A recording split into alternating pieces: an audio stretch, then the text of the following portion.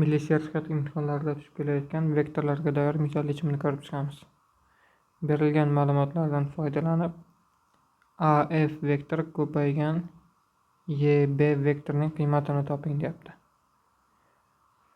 Demak, vektorlar ko'paytmasida biz bu misolda koordinata usulidan foydalanamiz. Demak, bu x o'qi, bu esa y o'qi bo'lsa, f nuqtaning koordinatasi 2,0, c nuqtaning koordinatasi esa 4,0 bo'ladi. Y nuqtaning koordinatasi 0,3, A nuqtaning koordinatasi esa 3,4 bo'lsa, demak 0,7. B nuqtaning koordinatasi esa x 4 ga, y esa 7 ga teng, ya'ni 4,7.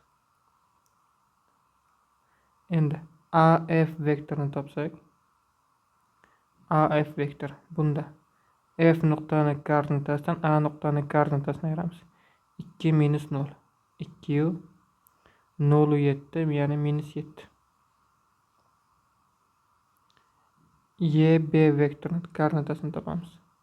YB vektor B nuqtaning koordinatasidan Y nuqtaning koordinatasini ayiramiz, ya'ni 4, 4. AF vektor ko'paygan YB vektor, ya'ni skalar ko'paytmani topishimiz kerak.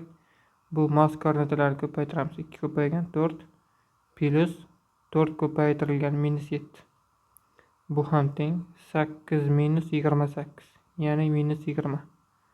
Demak, AF vektor ko'paygan YB vektorining skalar ko'paytmasi minus 20 ga teng ekan. To'g'ri javob D varianti.